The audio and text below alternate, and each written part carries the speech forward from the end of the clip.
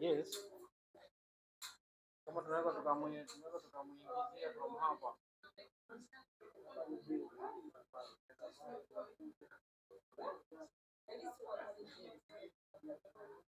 Huh?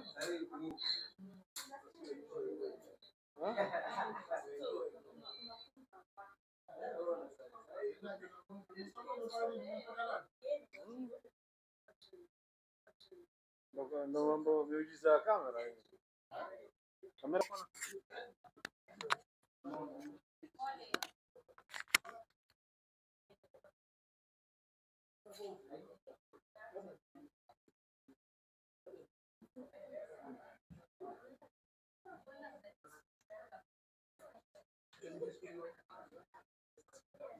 Ama mliacha vitendo.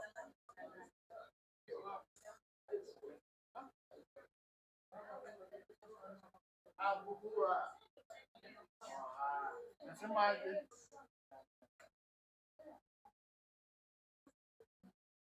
Hiyo ni kisu umetuma kwa like mama. Hiyo kisu umetuma like. Nimeona tutaiona nitaiangalia baadaye.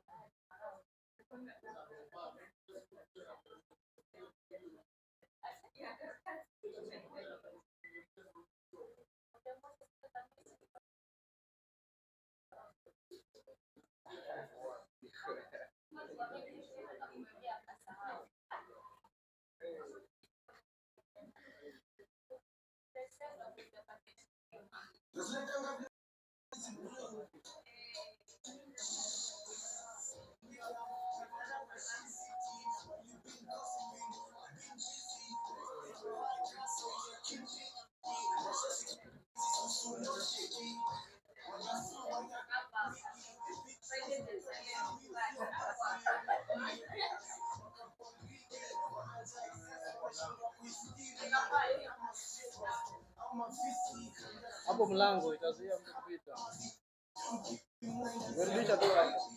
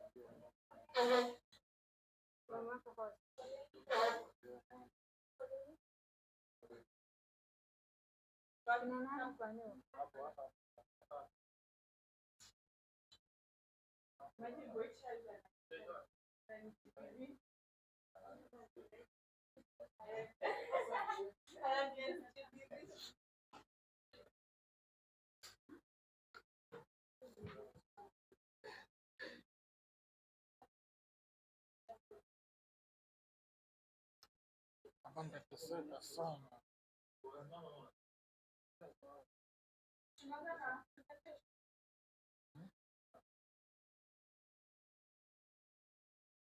Huyo mekani ni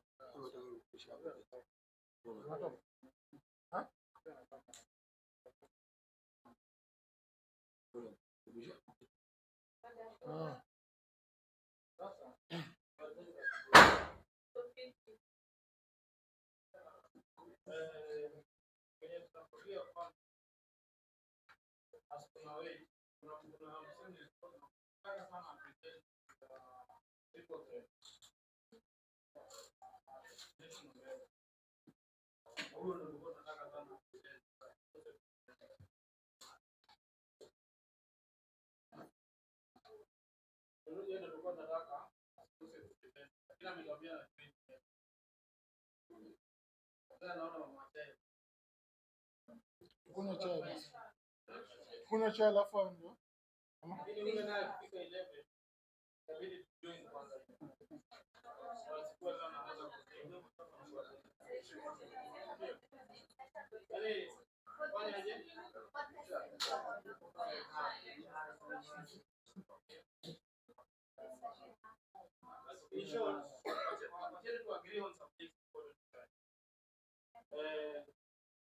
Panel discussion. Utachukua muda gani? Nipatie muda gani? Hata nipatie muda. Mimi nakupatia na watu wangu. Actually tuseme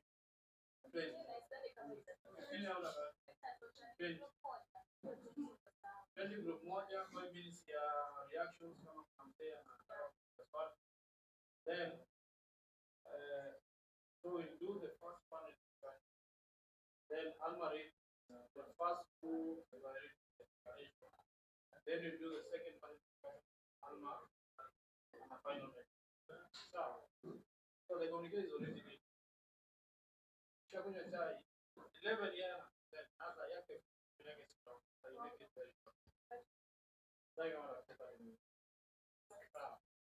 So hiyo alafu hii presentation David Mau mpaka squeeze mpaka ifike kama yenda sana ipate kama so you see outside. Yes, it's kama Nisa. So umesema tukulisha kwa. Anguka nayo. Changuke nayo. hii kamera sasa unaona mbele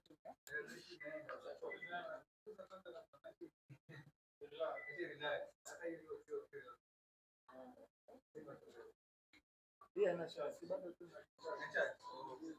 Bila tunapost kwa hapo. Lazima hii. imezima yenyewe.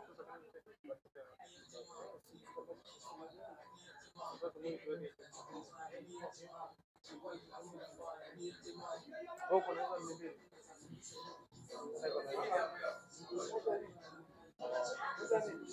Kwa hiyo ingine ngoni. Oh, chai inasafiwa hapo nje. Chai inasafiwa hapa nje.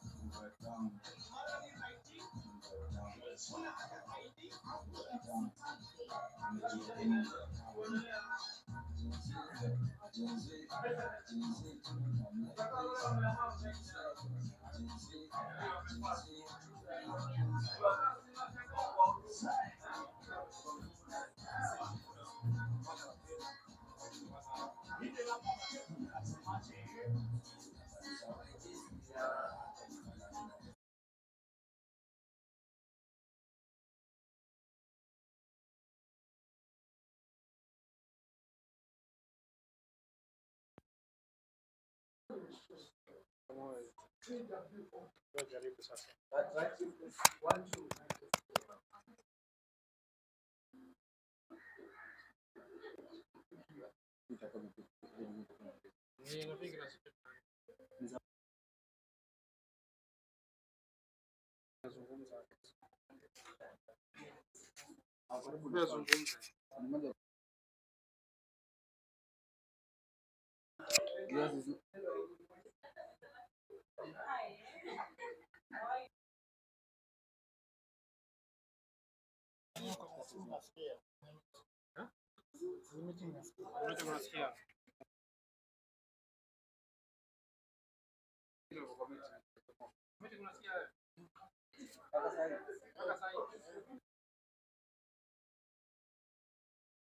Natoka huko kile.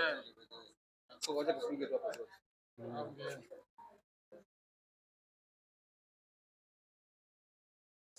Good. Sawa.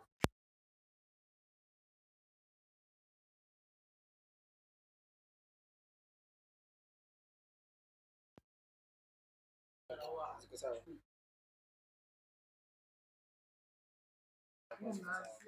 One, two. One.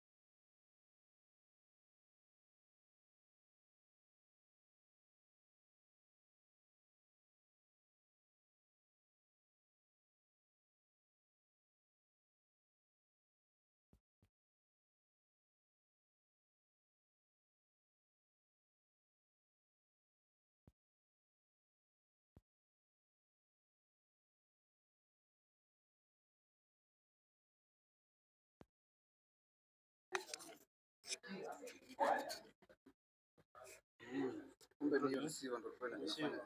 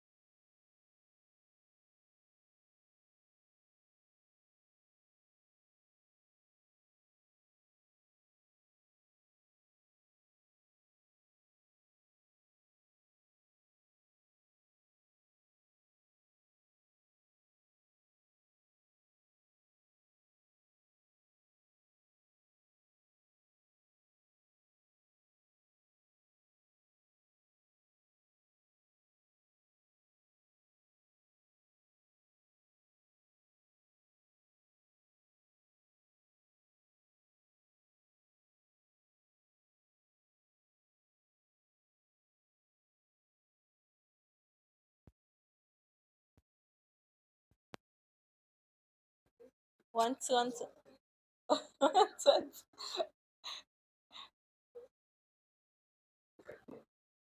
You can hear me. Loud and clear. Loud and clear. Loud and clear.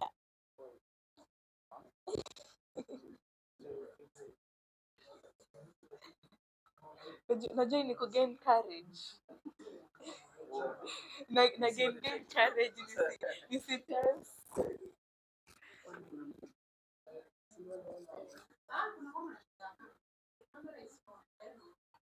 Yes, I had a podcast.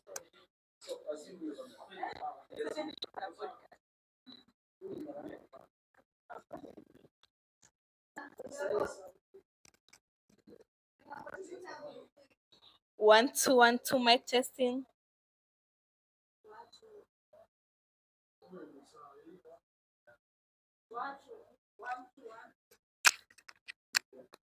Yangu inawaka papo. Yangu inawaka papo.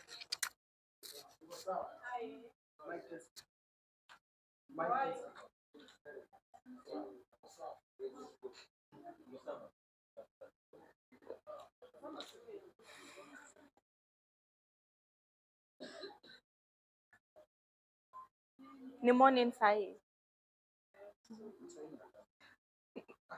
Ni morning.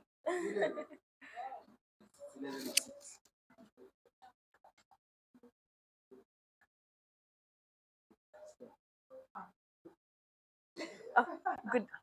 Good. Even in the morning after.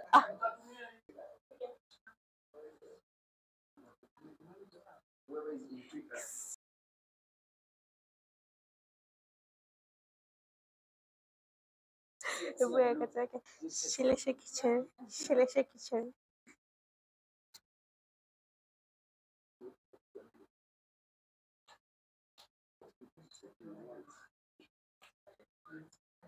As many as you can answer. Oh, thank you.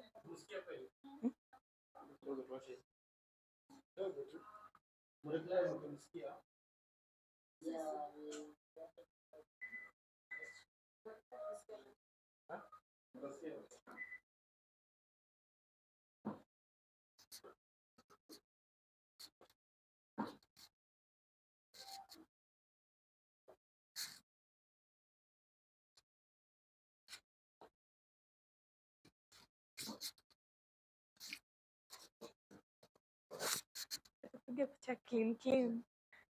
Unajua tumepeleka social media. What do you do for a living? Podcast.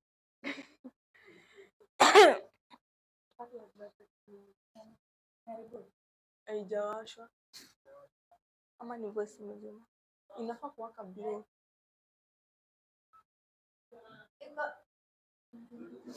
Ngoja kwanza. Oh, by then you have a connection yake.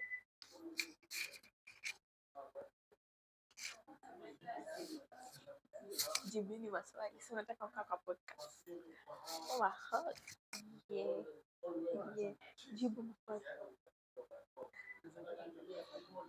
Jibu tu. You can stay as long as you want.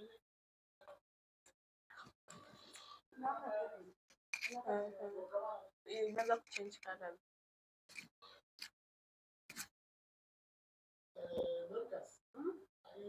Hiyo ni present.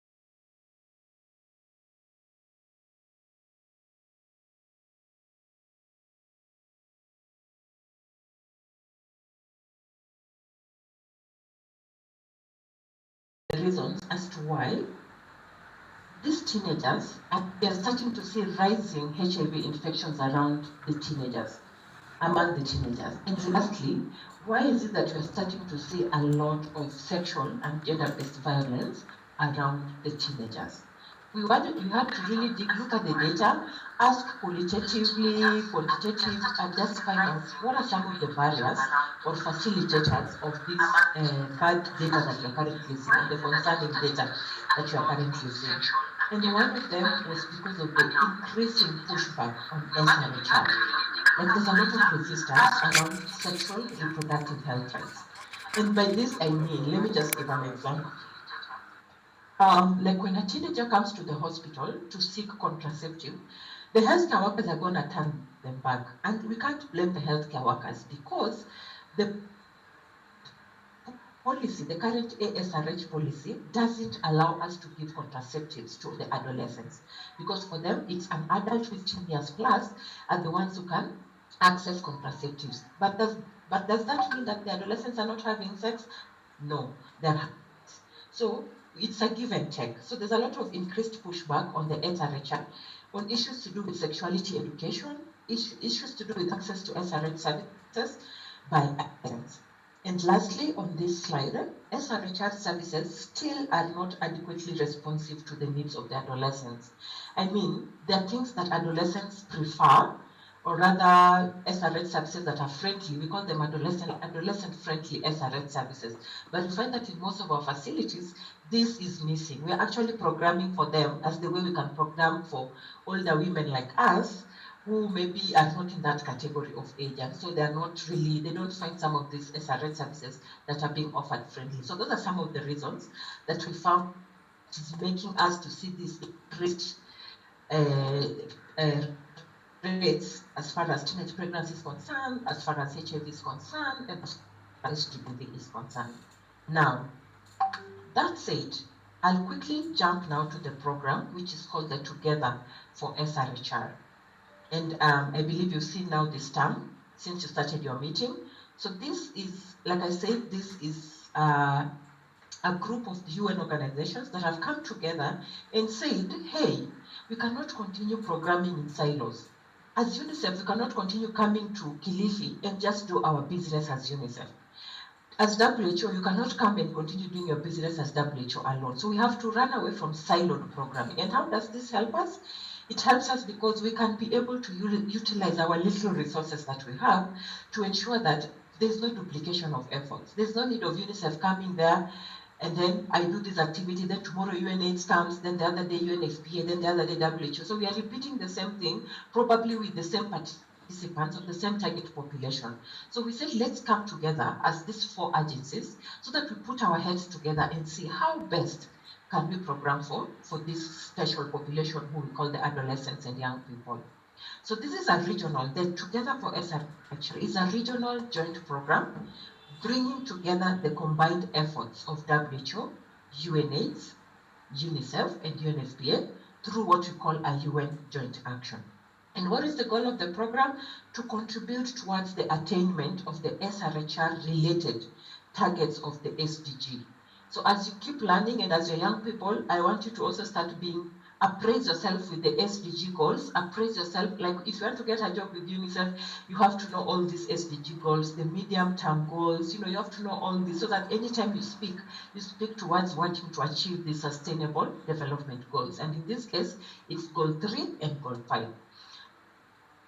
Counties for this program was Boma, Samburu, and Nairobi. But we said with the resources that we have, we can still be able to implement in other counties. Hence the reason as to why we ended up also supporting or rather implementing this in Kilifi County as well. So in terms of the goal, objectives, and the target population, the goal of this to step up access to vital services among adolescents by addressing the political, the legal, policy, and social impediments that hinder access to life-saving services, while also tackling the individual and the systemic barriers. As I started speaking, I talked about the barriers towards adolescents coming for these services. So we want to remove those barriers so that you can be able to go to the hospital without being victimized, without being judged, so that you can also be able to get these services, because Kenya, the UHC goal, every Kenyan has a right to the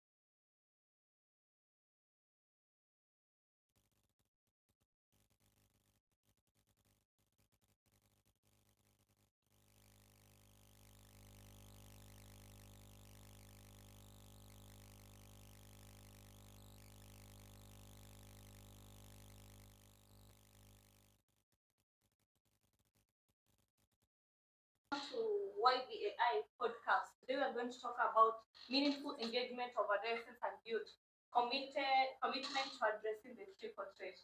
Welcome all. I hope we are going to have a very meaningful discussion with my panelists here. Listen very attentively. Let me just give my panelists a chance to introduce themselves. Yeah, before we start with the question. Welcome, my fellow. Okay, thank you, Ms. Kerry. My name is Eric Ziatsuma, and I'm from Moraka Youth Initiative, and we are here today to discuss all this we've been talking about for the 3 days. Thank you. Hi everybody, I am Dorcas Muhia Sesi from Hakiet organization. I'm very glad to be engaged in this activity. Thank you. Welcome so much. We're going to address about the triple threats that this animal we have been fighting it in Kilifi County, in Filipinos, especially for the youth from Filipinos.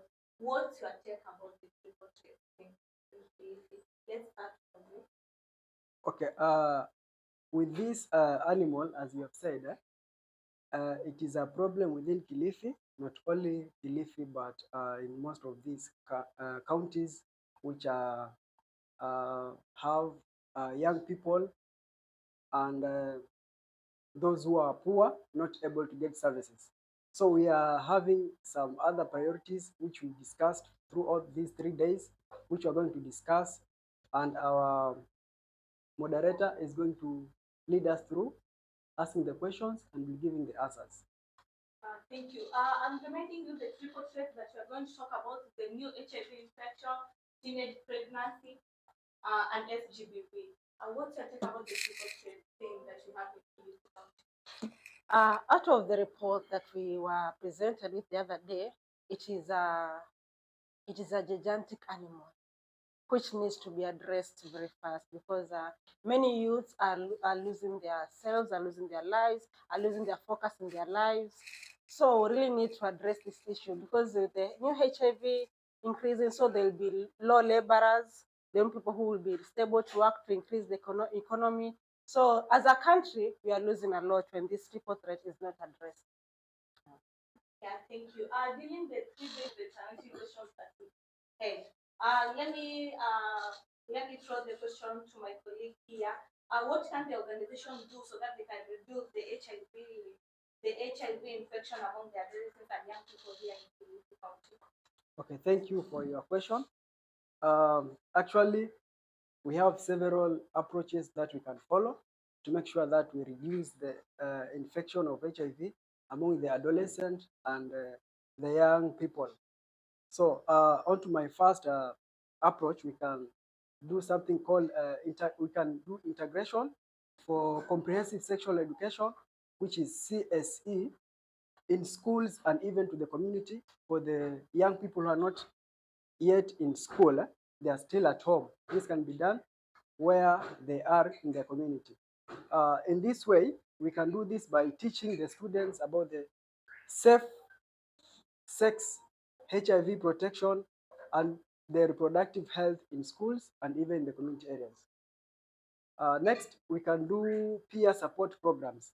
In this peer support program, we can include both those who are infected and also the other guys who are knowledgeable on giving the education about HIV. In this way, we can try to prevent and even giving the knowledge to have the know-how all about HIV. Mr. Eric, you said we are going to do to integrate CSE in school. Yes. There's a various organizations that want the CSE to be integrated with the new curriculum. What's your take about that? Is it positive or it's negative? To integrate this in schools, for sure, we need these organizations which are ready to work with us. We can employ that. Thank you so much. Madam Dorcas, what do you think the organization can do to reduce the sexual and GBV rates in Kilifi County? The most important thing is first we have to accept as a county that this is a problem. Then from there, we have to begin by creating. In this way, we can also, in the schools,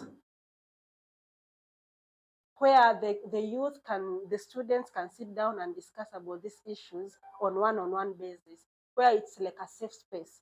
So when you're having those dialogues, those one-on-one, those safe spaces with those kids, they can be able to understand how we can break this triple threat, and the SGBV will not be a case anymore. Thank you so much. You're very aware that the organizations in Kilifi are trying to end this genetic animal abuse situation. Every now and then, everybody coming up with ending the triple threat. We talk about the situation. Which new approach are we going to follow so that we can insensitize this AYP? I believe in most of the organization, we tend to forget about the interior areas. The interior areas, Ganze, Magarini, those interior areas where people tend to say it's a distance. So we have to begin from those areas. I believe in those areas, they think it's a normal thing. It's normal for someone to molest a kid, or it's okay, they just do the kangaroo court and it's over. So we have to begin from those interior areas, then coming out to the town area. That will be a nice strategy to begin with. Is the okay? It's out of the. I'm asking. Is the kangaroo court the culture of the Giriama people, the Kilifi people? Okay, which way are we going to approach so that we cannot interfere with their culture? The kangaroo court, according to my understanding from the laws of Kenya, it's illegal, because you cannot solve. There are some cases you cannot be solved within the kangaroo court. Like those are like SGBV cases. Those are criminal cases, and criminal cases cannot be solved in the kangaroo court, so they are illegal. Thank you. Thank you. Mr. Eric, we want everybody in Kilifi County to get this prevention package. What ways, which approach can we use so that all the AYPs can get this prevention package? Okay. In this way, yes. Increasing HIV prevention knowledge. There are two terms here we focus on: prevention and knowledge. We can prevent by either giving them free condoms, and also as we give them the free condoms, we educate them how to use it and when to use it. Then also, we can also do this by creating these. Everybody nowadays, especially the teenagers, they know how about the social media. They know how to use TikTok, X, Instagram. So we can do posters with information about how to prevent and how to keeping yourself safe from HIV infection. Through this, they'll be having the knowledge, and they'll be safe to go. Okay, most youth in Kilifi County want to access the safe, the friendly safe centers. Yes. But in Kilifi County, it's recorded that the safe centers are not working. What's your take on that? Are they working? Actually, it is a problem because we can try to solve this by either bringing the youth to work on those health centers to you, and you can tell everything, whatever you know, and you can have the problem solved. All the illegal environment. As organizations, we can policies are implemented in the community, and also support. We can support those survivors through helping them in legal aid. We can have safe houses for them, so that will aid them in helping them recover and come back to the community. And also, you know, in the society right now, we are not aware that when a perpetrator is jailed, we tend to leave it at that point.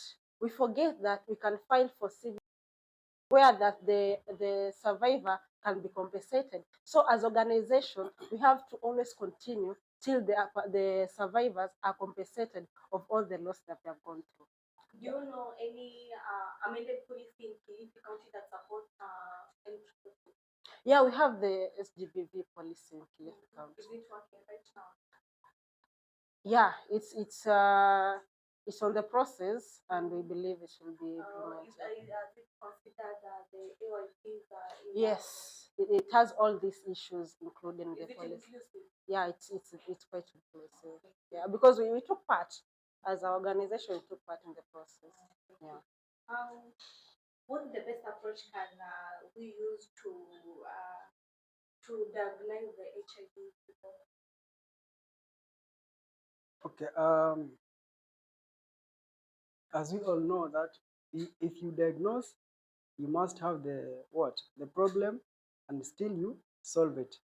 We can do this by at least you bring mobile clinics to the community or even to schools, but whereby children, they can easily access where they can be diagnosed and know whether they are positive or negative, and still from there there'll be a follow-up on how they're going to be helped.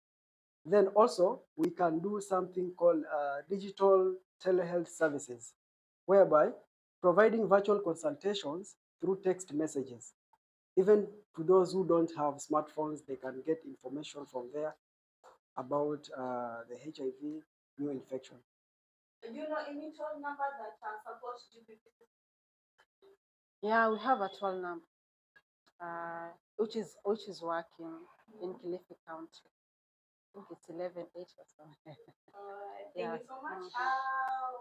Let me ask you a question. I'm just trying to figure it out this way. There's this girl in Magarini who is not able to access the treatment of HIV and AIDS. What's your take on that? How can that girl afford the treatment? Because Okay.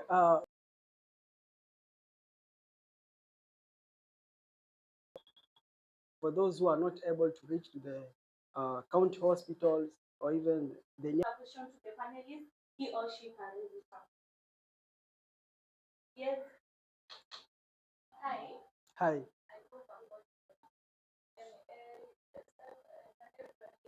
Yeah. Okay, I'm representing you mentioned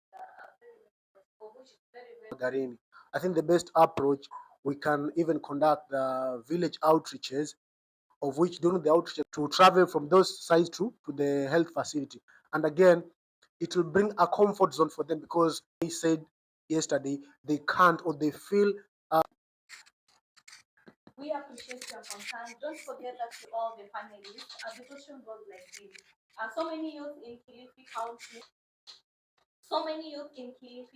are undergoing stigma, hence they ain't taking the who will talk to those infected,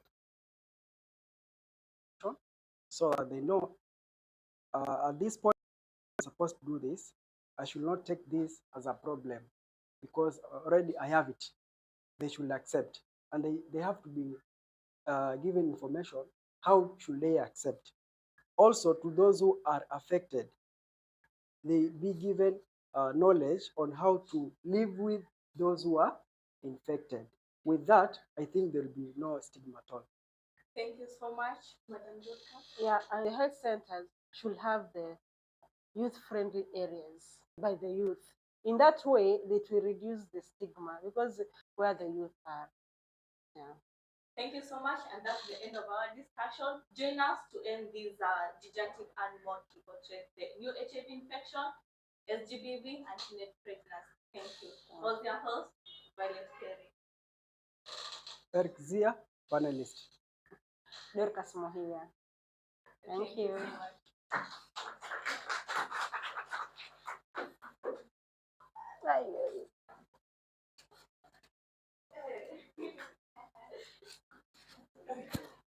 Sasa tupewe juice. Wenye wameturiki juu. Oh. Nataka kumtoa? Ngoja nitolee.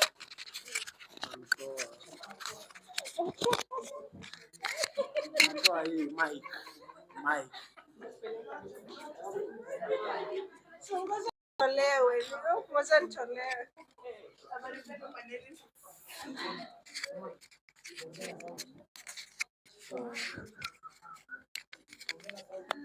Sawa sawa. Kwa panelist.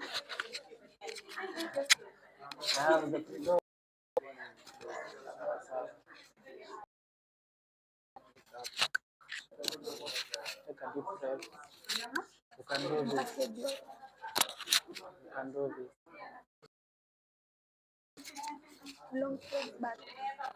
When at times, this is what I always tell those people that we find ourselves in the panelists together. If you fail, if you don't get the actual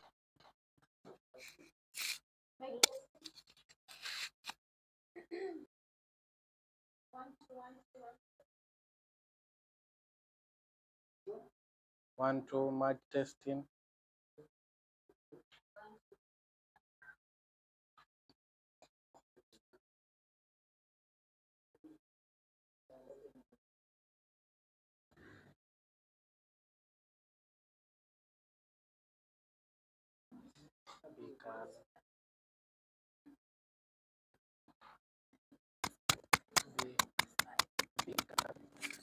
Hello? Relax. This is Want just to? our normal conversation that we have.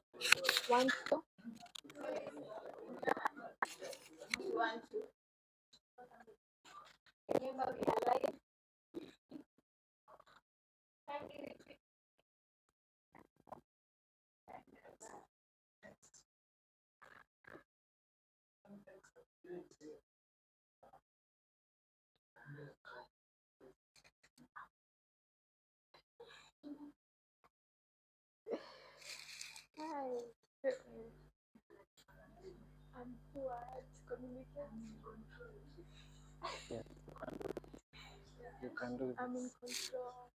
Yes.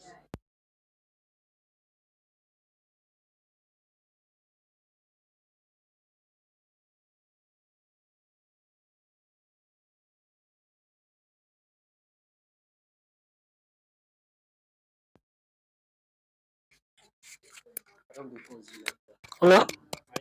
Hello? Hello? Hello?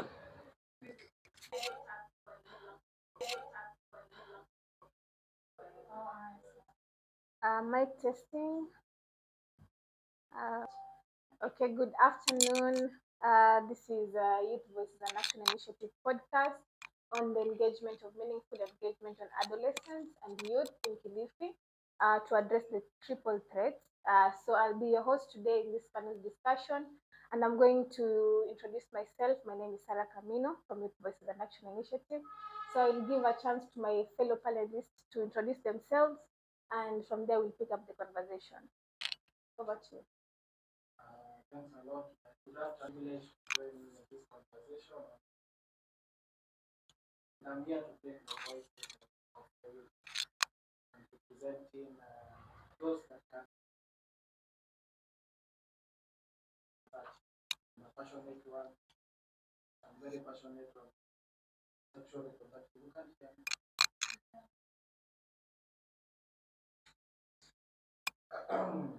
Good afternoon. Now you can. So I will repeat my introduction. My name is John Kuku.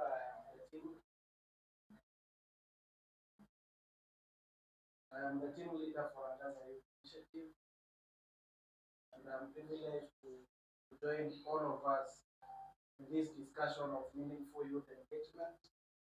I am passionate working with young people of all capacities, and I'm happy to join this panel to discuss on teenage pregnancy and how we can address it in the town.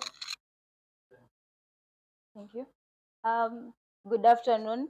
Indulging in numerous interventions, we've seen a reduction to about 13%, according to the latest statistic from ADHS. So right now, seated here in this studio are organizations working with adolescent and young people. So we have an opportunity and a role as CSOs working with adolescent. Number one, we need to ensure that we address individual barriers. So which are some of these individual barriers? We need to address inadequate and limited information on sexual reproductive health services. Okay? We need to demystify sexuality, as if we teach our adolescent and young people that we are training them on different sexual positions that are known there with the elderly populations. We need to demystify sexuality and allow us to have a meaningful, a candid and an honest conversation on teenage pregnancy and sexuality. So one intervention that we can involve ourselves with as organization working with adolescents is how we can integrate comprehensive sexuality education. And what do we mean by comprehensive sexuality education? So these are age-appropriate sexual reproductive health information packaged for certain or specific adolescent girls and young women. We will have information meant for those that are in school and those that are outside school, with the different or respecting the issue of culture, because we exist in a community that respects their culture, and we want to see how we integrate this sexuality information with their culture to understand matters with sexual reproductive health. So that is number one. Number two, we need to work with the religious leaders, because we have seen instances, and we are known for religious extremism in this county. One incident of Shakahola, how religious leaders can mislead adolescents and even the adults. We need to see that they are champions of sexual reproductive health, and that in the religious institution, be it churches, the temples, if we have Hindus in the areas, the traditional leaders, the Christians, that we are using those spaces to discuss how we can prevent teenage pregnancy. And at the same time, when it happens, they are champions of the return to school policy, which we will work here. So that brings us to the issue of working with parents, working with teachers, because teenage pregnancy is a multifaceted challenge. We need multi-sectoral interventions in addressing teenage pregnancy. As civil society organizations, we cannot work alone. We need the hands of police. We need partnership with the school leaders. We need teachers in the whole conversation. We need the adolescent girls and young women to tell us what is the challenge. And when we hear the challenge, we need to make sure that we have something we call priority and prioritization of their challenges. If they tell us that their issue are with the dignity kit, the school, that is where our intervention should be. Okay. I'm going to like the point that you brought about culture as a contributing factor towards increasing numbers of teenage pregnancies. So this is a society where in Kilifi County where there girls are not allowed to go to school, and they come from a culture where the environments are not safe for them, making them vulnerable. For example, the mangoes in Kilifi County. So I want to pose a question to my panelist Agnes here on how we are going to reduce the risks for these people who are vulnerable, and how are we going to reduce the intake of drugs among our adolescent girls in Kilifi County, or the adolescents in Kilifi County. Okay, thank you so much. In matters drug and substance abuse, it's a very big concern, and it really affects our county as Kilifi. We've seen the mangoes there, and there's so much from a public health background. There's so much to do about prevention, and we all know that prevention is always better than cure, right? Yeah, before we wait for someone to engage in drugs, someone has started to be addicted, and in this we see some prevention measures that you can put in place. First of all, you have this primary prevention. We have secondary prevention, and also have tertiary prevention of these drugs and substance abuse. And when we talk about primary prevention, this is where we do an early intervention. That is when we come to talk about the mangoes.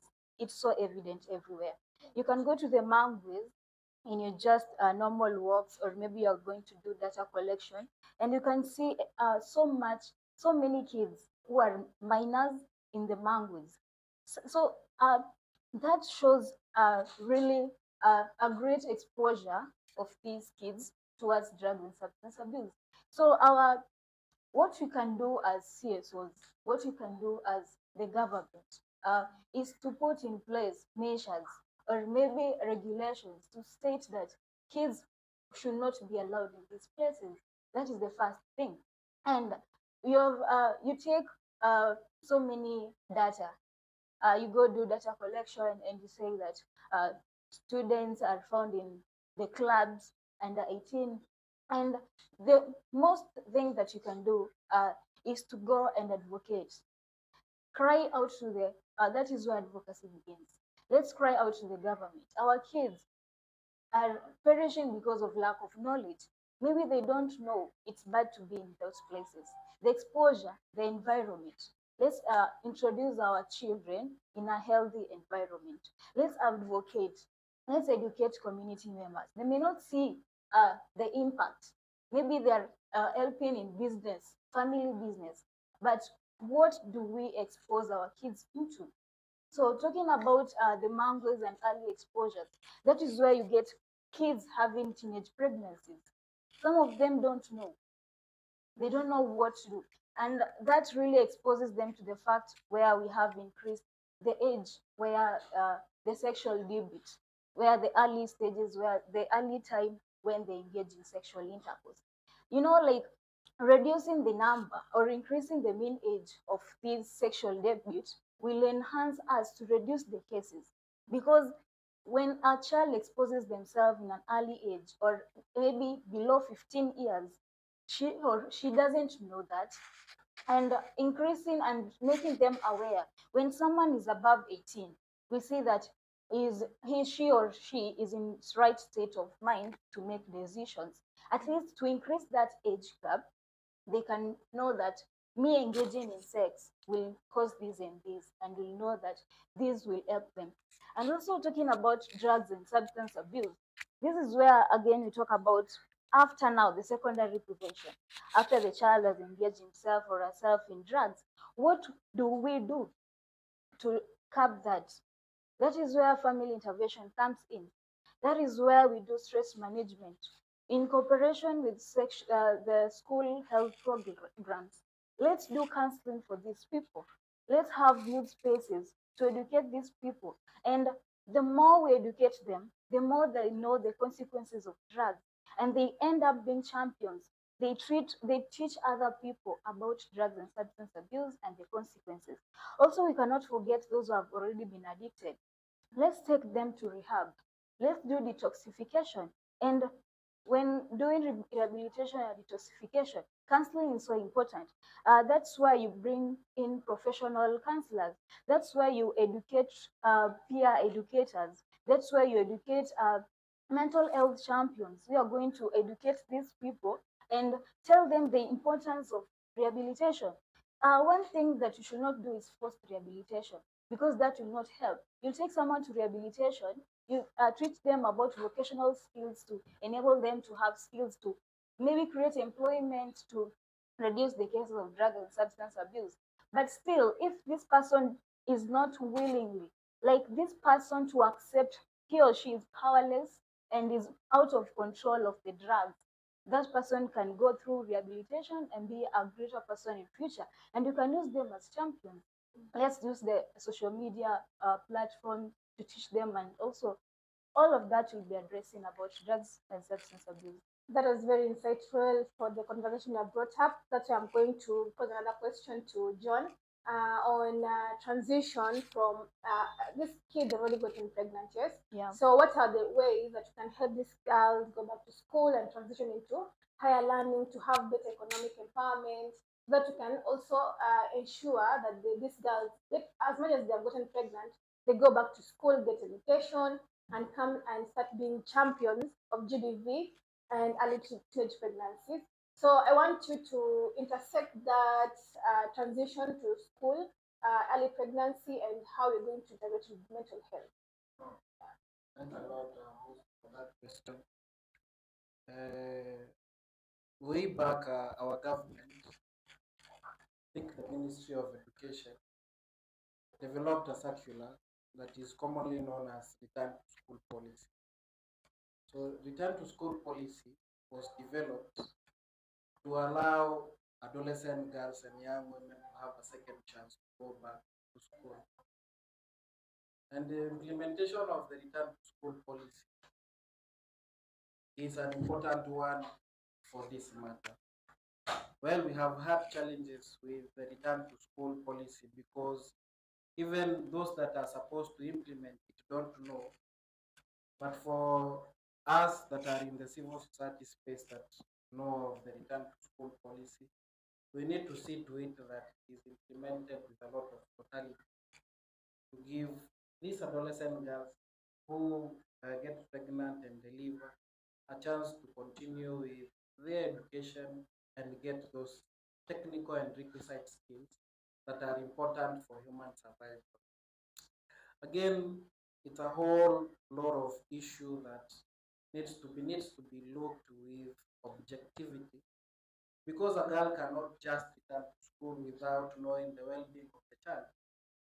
Mothers are known to take care of their children with or without the support of their partners or their parents. And mostly, teenage pregnancy comes a lot with a lot of family shame. And these young mothers are stigmatized at school, at home, and even you'd ask yourself as young youth advocate, then where do you always want them to go? They are denied, neglected at home, at school, at church you can't go. For the Muslims, again, the same is true. So these adolescent young mothers are left out in the world and in the coldness without knowing where to go, what to eat, where to put or to stay with their children. And one thing that I would want us to challenge you in us is as much as we are doing this advocacy, we need to see return to school in a holistic manner. We need to see that they are safe shelters for where young mothers can leave their children, which will serve as daycare, where their children will be fed, taken care of, even when that girl is back to school, focusing on her education, that should not be worried about the welfare and the well-being of her child. So that is number one. I did begin by saying that teenage pregnancy comes with a lot of challenges, including mental health issues. Kuna mambo ya kukosa pesa. Pregnancy itself comes with mixed emotions and reactions. The issue of betrayal from your partner, the one who impregnated you, you expected that the love at first sight will continue on and they will pamper you and take care of you and during pregnancy, and there you are missing that love. Your parents have denied you. Everybody is shaming you for engaging in sexual or prohibited activity in the community, sexual taboos. So we need to sit and work with adolescent young mothers, link them with professional counselors. If we don't have professional counselors, we can also link them to the common hotlines where they can speak to a counselor on the hotlines and get support. Because even if those adolescent girls manage to go back to school, they cannot be productive, they cannot perform if they have certain mental health, underlying mental health issues. So we need to work with the communities, we need to work with religious leaders, we need to work with the government to understand the whole issue of return to school with a lot of holistic manner. Another thing is the issue of their school fees. So they deserve bursaries. Getting pregnant is not a crime. Yeah. Yeah. And sure. kuvunjika kwa mwiko si mwisho wa kufika nini? Yes, and most of them are in our communities. So we need to look at them as productive young people who've not lost hope, who have not lost hope, and people whom we can use as champions to talk with the other generations. And I believe they need to be targeted with the scholarship, bursaries, dignity kits distributions to ensure that in their return to school, then they are facilitated to finish. And then we also need to give them numerous trainings on careers to progress from primary to secondary and all the way to the tertiary level. Because I believe you've had this in your community. Once a girl gets pregnant, the priority shifts from a student, a pupil. Now the parents and the community wants her to get married. After she gets married, that's her end of continuing with education. So that therefore the poverty and the dependency ratio and the level continues to be vicious, na huyo msichana anakuanga kumtoa out of umaskini because of those challenges. Thank you, John. Sarah, let me in the same. He has talking about safe spaces, and he has mentioned about teenage pregnancy and these teenage mothers to be given spaces where they can raise their kids. So let me acknowledge the launch that is being done today in Kilifi County. Thumbs up to the Kilifi County government, gender and affirmative action, and our request, if it may reach to them, let it not be of GBV survivors, because GBV comes in with a lot of things. A GBV survivor might end up getting pregnant, might end up getting HIV infection. So in the project, the shelter project, let them also include those mothers who, after they give birth, let their care continue even after giving birth. Let them know about how they will take care of the kids, how they will continue going to school, the safe spaces. Yeah, that's all I can put input in that in his discussion right now. Yeah. Okay, remember we are live at Youth Voices and Action Initiative podcast, and I also want to echo on what the interventions they have really spoken about. Also John, when he was speaking about the daycares for these children who are born from out of maybe teenage pregnancies, which is also going to help reduce the cases of GBV cases in the community, because maybe these kids might be left at home and maybe the perpetrators are inside those homes. So this is going to help us. I want you, Agnes, to help us understand what are the strategies, or are there strategies that are there to help the intake or uptake of human papilloma virus vaccine among the teenagers, among adolescents. So please kindly. Okay. When you talk about human papilloma virus, what comes into our minds is about cervical cancer, and it's among the spearheading causes of deaths of women. Yeah, and this vaccination, HPV programs come in because as we do this, the HPV virus is known to cause HPV is related to what should I say? It's known to cause cervical cancer, right? And trying to create programs on HPV vaccination, you're going to, in the first step, you're going to reach these young girls, right? Because it's usually between the age of 9 to 14, or maybe in places where there are at risk, it can go lower or even higher. And HPV virus is known to be, HPV vaccine is known to be given to these girls who have not introduced themselves into sexual intercourse. You know, getting in that aspect also, it will help to increase the mean age, the mean of sexual debut. Because if I find you in an earlier age, you can integrate these programs in school health programs where these students are. And in that process, you're going to incorporate so many aspects of health, where you're going to teach about life skills. You're going to teach about how to make good decision making, to have self-awareness. And in that process, this girl might know, I'm given this HPV virus, first of all, because I'm not yet introduced into sexual intercourse. You're going to give this person, this girl, reasons why she should not introduce herself into sexual intercourse. In that way, you've reduced the chances of getting this teenage pregnancy. You've reduce the chances of HIV infection. And also the GBV, they're aware. Tell them what is GBV, what entails in GBV. In a case where this is a policy that is usually used in humanitarian activities, where it's called SARE, where prevention of sexual exploitation and abuse. Tell them about such policies. They may not know. If someone touches you this way, it's not the right way. Because when you touch someone in an inappropriate manner, you may trigger the emotions. Everybody has emotions.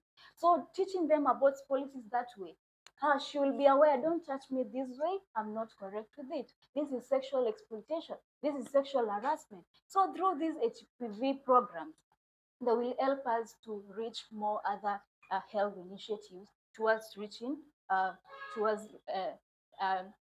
championing towards the end of triple threat. So some strategies is through school-based programs. You can create awareness to the community through social media accounts. You're going to conduct community engagement. Teach these people to be aware of what HPV vaccine is, what is its essence. Also to address the myths and misconceptions that are there. Some parents say that when you give my child HPV, you want my child to be barren. Address those issues.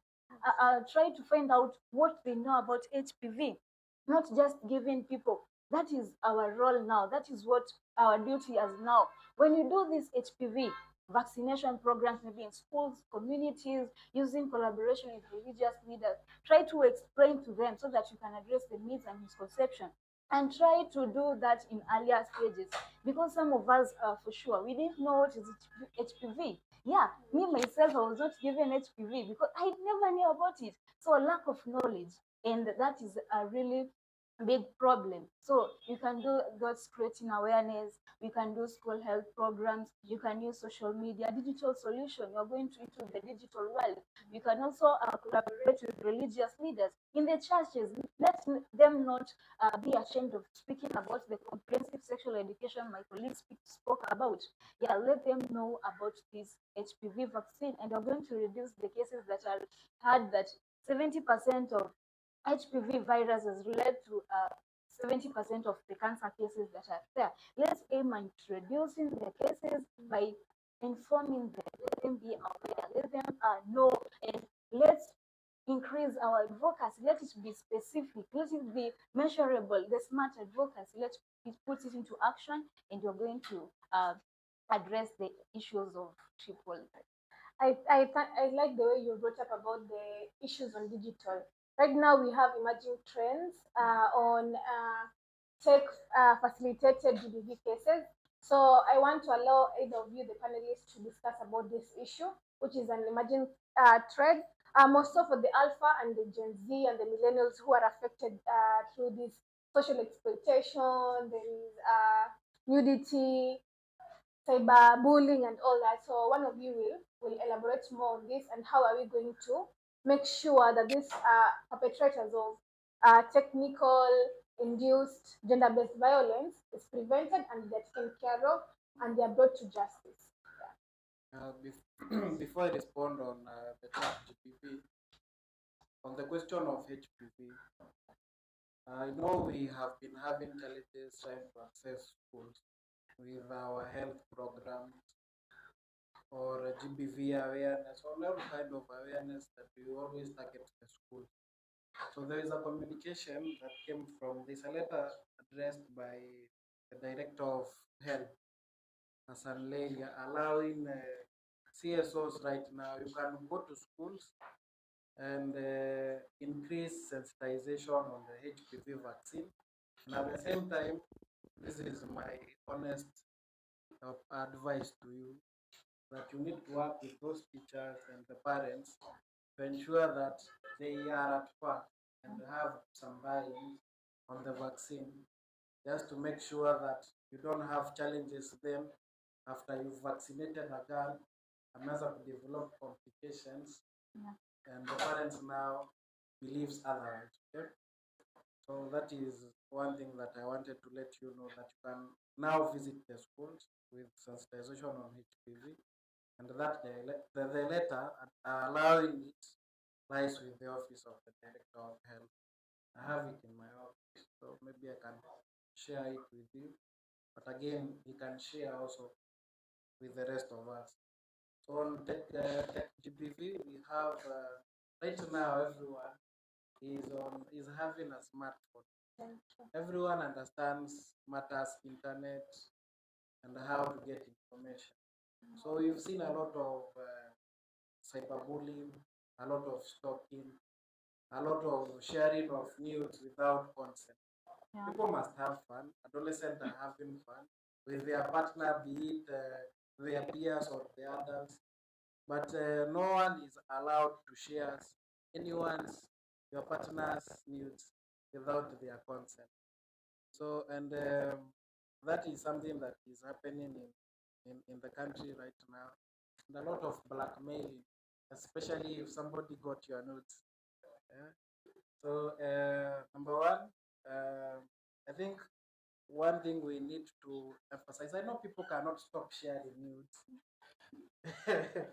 because it is a common trend, but if you can avoid sharing nudes on whichever social media platform, I think it's better because you don't know, you can leak those nudes yourself either by clicking, sharing them to a wrong WhatsApp group or even Facebook or even you upload them on YouTube, and then you start wondering and regretting. So, but again, if you have to share with your partner, it is important that you maintain those privacy and confidentiality of your things. And if it happens that one of your partner share your nudes, there are protocols that you can follow. Right now, we are guided by policies, and sometimes we see like the policies, the laws are just made to be kept on the shelves with no implementation. Yeah. But maybe the government can utilize you to serve as an example for doing actually not. So it is happening right now.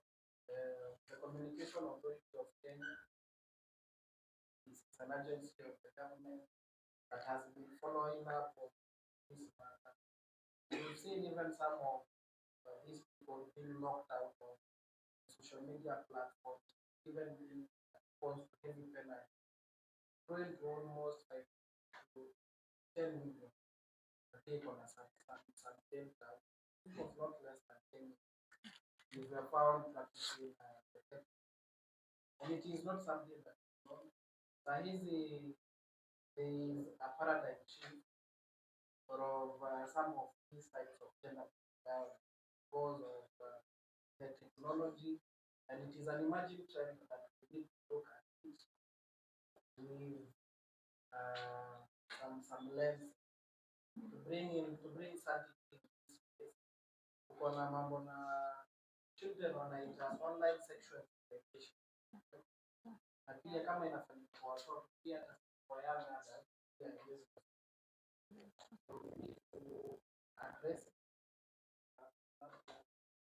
and promote positive use of social media because internet comes with positive things, and if we address and dwell on the positive and disregard the negative, I think we are going to make progress as a country.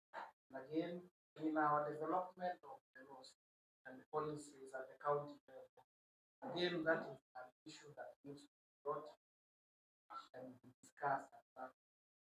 If you share, if you phone and engaging blackmailing, or is a perpetrator on a technical, so what will happen? That will affect. I don't give my company a chance. I would say like the best way to handle that is what you have said about policies, because like the notions that is there in the community, like kila Mkenya ako na wazazi wake, and you may see somebody so quiet, but you don't know where wazazi wake iko.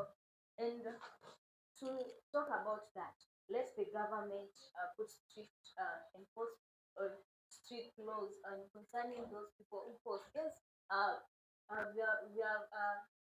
we have normalized it as a normal thing. When you see something fun, or maybe we take it as fun, but we don't think about what happens to that person who is exposed there, the news there. Some people, maybe you're in a relationship. This usually occurs in relationship where you share your news, or maybe and finally maybe after you have broken up, or maybe you're in a disagreement, someone posts the news because of anger. Some people don't know about emotional intelligence. They don't know how to regulate emotion. And to put strict regulations will help to reduce this exposure or the introduction of this news to the internet. And also, we can also use the influencers, like our earlier presentation. People should know that doing this is not the right way. Maybe they don't know. Maybe because they saw you love that. I also do that because I don't know, but you don't know the consequence of doing that. So, using the influencers, the posters online, using the content creation, the skits that you do, let them bring out this message of not just take care of the other people the same way you taking care of yourself. Don't post my needs to earn views and get money. Yet I'm suffering from maybe I'll have stigma. I will have the shame. It starts being a trauma, and that's why mental health issues come. Next, you'll hear that you committed suicide. You're going to blame me. You're going to accuse me of doing suicide. Yet you don't know what I was facing. Let's have empathy towards other people. Also, let's involve our parents. Then let's not talk about the Gen Zs only. The alphas that have all of them, they have smartphones. They know how to operate a smartphone. Let the parental guidance be there. Let them know the limit where they should get into the phone. Let them not, don't give them access to the pornography videos, or maybe the news. Because when a child knows this in the early stage, prevention starts in the early stage. So let's limit what we can see in the maybe tell them, son, don't enter into these lives, son, because this is a case, and they will know. As you let them, or even watch before, like they're there and you watch, it will expose them to so much things. And also, let's like have advocates. Let's advocate for these things to go away. Let's approach things in a rightful manner. Yeah, that will help us to, because technology is there, is a good thing. It's not going to leave. Yeah, so it's going to be there because it has a positive side. It will depend on us how we use it. Yeah. So if we can put regulation, we can do like the delayed satisfaction. Yes, in the future we're going to do that. Let's do the delayed satisfaction instead of the instant satisfaction. Yeah, we have come to the end of our panel discussion questions. So I'm going to hand it over to the audience. Thank you for listening in. And remember, we are live at Youth Voices and Action Initiative. I can only take 2 questions because of time. So kindly, those who have questions in the audience, you can, yeah.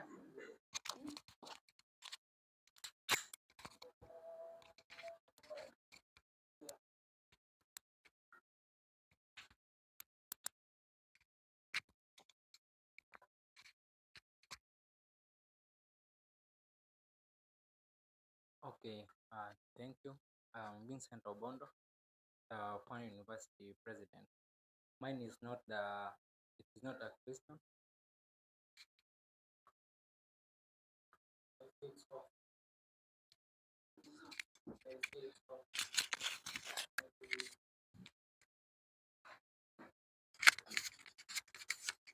Okay, I'm Vincent Obondo, the current Pune University president. Mine is not a question, but it's just an addition on maybe some of the strategies that we had put in place in order to curb, rather to reduce the incidences of maybe the early pregnancies, and maybe how to partner with the other organizations in order at least to make these young moms and dads comfortable. Now, one of the strategies that we are also planning to have soon, we'll be having a daycare launch at the institution, whereby these young moms and dads, they will be taking their sons and daughters while attending their classes. So hapo tutakuwa tumewawekea wale ambao watakuwa wanawalindia watoto, tutakuwa tumewanunulia watoto vitu zao za kuchezea, and then maybe kwa wiki ama mara moja kwa wiki ama maybe twice a month tutakuwa tunawanunulia watoto maziwa.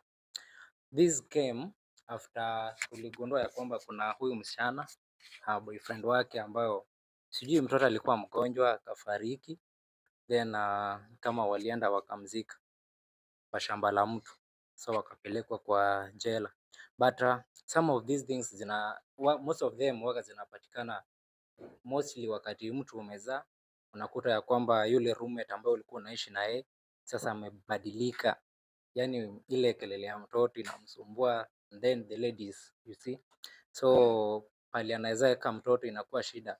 Again, another challenge tuliona wakati wa exams, unakuta mtu inambidi aingie na mtoto kwa exam room, hadi pengine the security ama hao wenye wako hapo ama the friends ndio wanamsaidia kunini. So I guess that hiyo itakuwa poa, and hiyo wakati wa kuilaunch, I know there are some of the organizations that are around,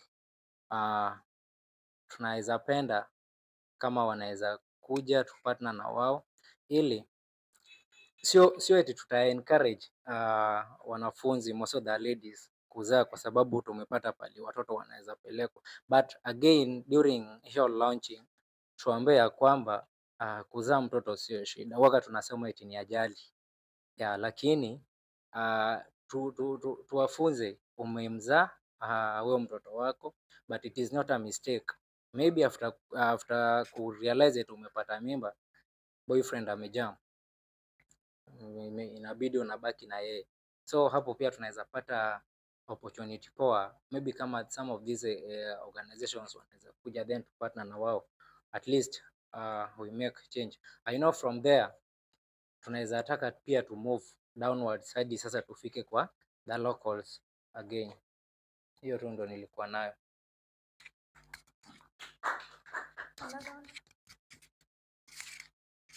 Hello, mi naitwa Abdul, nimetoka Ruruma FCBO. Mine is not a question but a concern. As much as tuna advocate hiyo story ya hiyo triple threat, but kuna issue ya good parenting ambao can lead to that. Kwa sababu kwa hiyo case kama early pregnancies, unakuta at a certain percentage mzazi anachangia.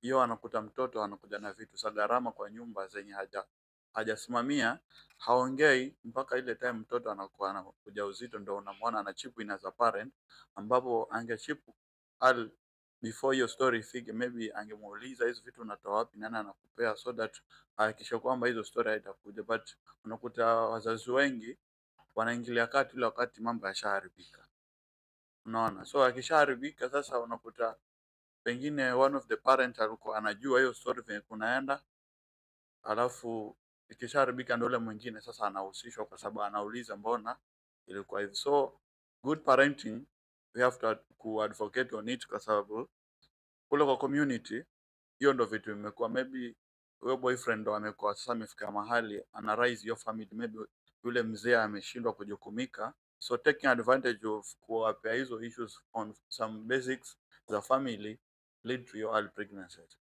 Then on issue of GBV pia tukue tunaweza kufanya hizo open dialogues to the community, kwa sababu unakuta ni mtoto amekuwa amenajisiwa na mzazi, biological father, so ile courage ya ku speak up kwamba nimepata hii, so kuna hiyo uoga, alafu wanaanza hiyo kwamba ni babangu, so nikisema what happened ama ataenda fungwa, knowing that ile kitendo amemfanyia already haifai. But hiyo ku keep on kunyamaza kwa familia kwa sababu eti ni one of our family, it's led to kwamba yule mtoto kila kimwona baba anakumbuka kile kitendo, so the mental issue also come in, kwa sababu kila siku anamuona akiwa peke yake, then mzee aingie kwa nyumba anakumbuka what happened last time, anafikiria inaweza happen. So kule kwa mashinani tukuwe na hiyo meeting either chiefs barazas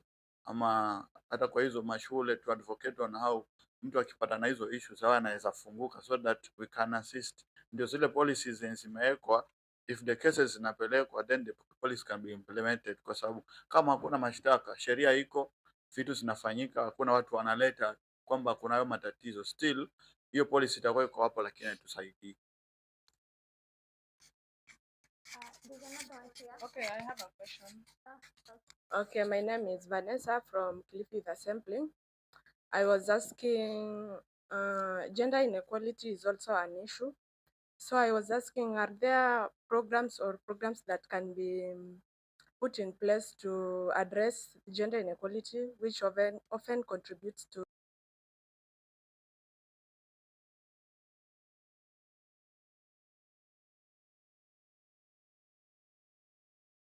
so much for the opportunity, and I have one question to our panelists. Maybe if I can ask her, what could be the main reason of Kilifi County at large leading in teenage pregnancy in our country? Because I remember there's one day I was being told that even in other places, maybe Europe, teenagers are exposed in this social media.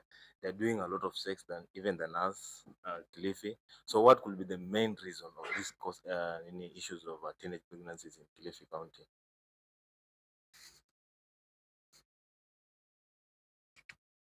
That is going to be the last question from the audience, and then we'll take it back to the panelists to answer the question.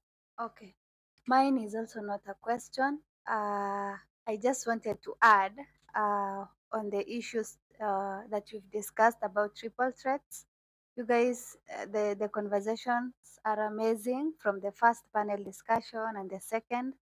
Mine is for us as an organizations working with young people and adolescent girls to also consider the interconnectedness of these triple threats. I'm sitting here imagining a young girl who got pregnant through rape. So she got HIV.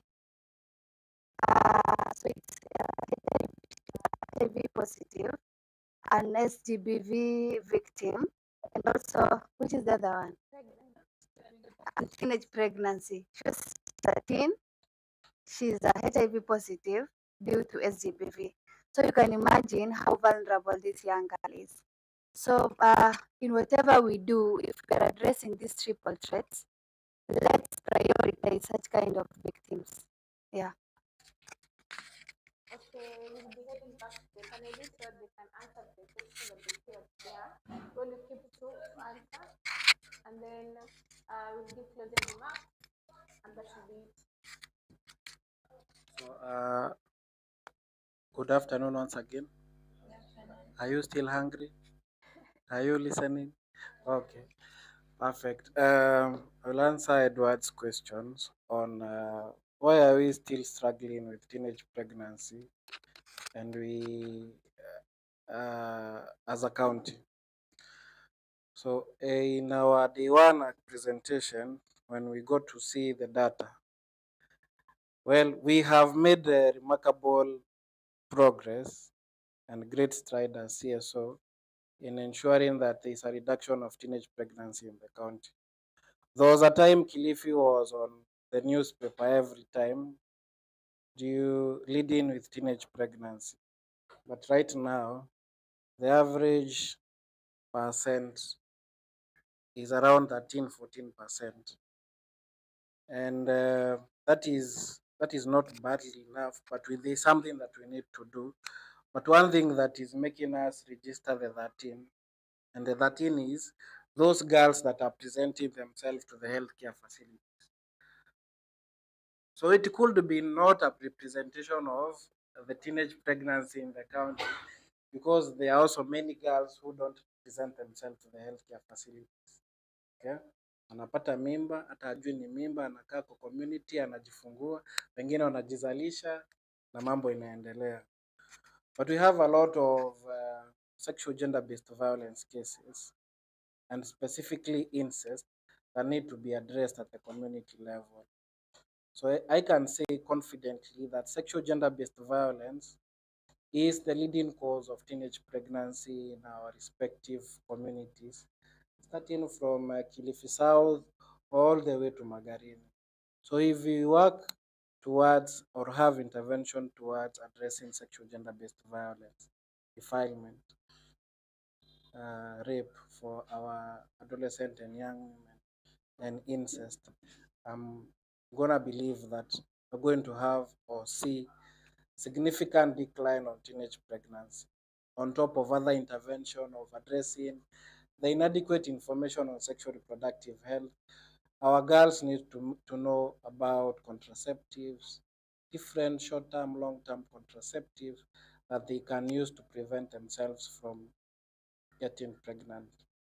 One thing also that we know and was presented in our day one of this gathering was the issue of late coming to the healthcare facilities, especially for adolescent and young women who go through sexual gender-based violence. Tuliona about 35% ndo wanakuja kwa healthcare facilities within the recommended 72 hours. So after 72 hours, then it becomes hard for the healthcare providers to prevent HIV, new HIV infections, and pregnancy because they cannot administer the emergency contraceptive as recommended in their management of the sexual violence by the guidelines themselves.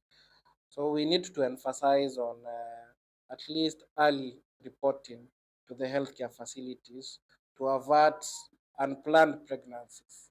Sawa. All right. I think that is what I would give. Um, I'll also add on what you have said. I don't know if you put it clear, maybe I didn't hear it clearly. We are known as Kilifi County, we are number 4 in poverty, right? Yeah. So poverty is one of the main causes we can say of this teenage pregnancy when you talk matters teenage pregnancy. Because these poverty levels, in a research that was done, lack of education is seen to expose girls into early sexual intercourse. Maybe is it because of transactional sex? Is it because to gain other gains like maybe lift, and issue of menstrual poverty? Also, it's there. Maybe this girl wants to get pads. In the process of trying to acquire pads, maybe they reach some people where the victims of the perpetrators have been seen as Boda drivers. They are one of them where they exploit the child by telling them that I will give you this pad so that you can prevent yourself from the shame of menstruation. But in the process, these girls will get teen pregnancy. This girl will get new HIV infection. That is where the relation comes in. So all in all, about poverty, we should address that issue, and it's a government should initiate things to deal with it, and also to address issues such as giving scholarships and bursaries to enable these girls to go to school, because that's one of our preventive measures. Also, when you compare ourselves to the Western nations, there, the Major people, these people, yes, they engage themselves into in sexual intercourse in early age because to them, I guess when you're 16, you're an adult, right? Yeah, I'm not sure about that. I'm open for correction, but I guess at 16, you're an adult. It's an early stage, but these people are aware of the contraceptives and the safe sex, and that prevents them from getting teen pregnancy. But you don't know the facts about the STIs. I'm not sure, but let's leave it there. Going to the second question that was asked about gender inequality. Yeah, it's one of the causes of STD because in our country or culture as Kenyans or maybe Africans, we see that there is this toxic masculinity among the males in our society. I call it toxic because these people try to downgrade the female gender. While downgrading these people, we don't have the voice. But thanks to the organization that are trying to raise the voices of these women, and also when talking about toxic masculinity, these people they are the head. We agree on that, yeah. But they should also apply their roles and their leadership in a way that will also take care of our safety and also our rights and also follow the human rights that are delegated to females. Yeah. I'm very grateful to my panelists. This interaction has been very interactive and very informative. But I want to commend people in the room who have joined us today. Jimmy Omondo, the president to Kwani University. This is a good platform for you, at least to go and cascade whatever information you've been doing here, because students are becoming a dominant population in this county. So as you go there, have interventions, have programs that are going to educate these people who are coming to the schools on matters triple threat. I also want to commend Boda Rider here as a champion to the change of GBV and triple threat. I want to commend Alma as she does her work in Ramai to end early pregnancies, and all the people in the room, all the civil society organizations here trying to champion for the change in this triple threat. So right now, let's accelerate them to action, not just words. So thank you. I've been your panel, been your host for today. Over to my panelists as we close. My parting shot is the solutions of teenage pregnancies and gender-based violence and the new HIV infection lies with the community, and we should allow the community and the young people to lead and take the front seat. Yeah, my closing remarks will go from the first session that you had from the day one about social accountability and advocacy. Let's be the salt. Yeah, thank you. Thank you.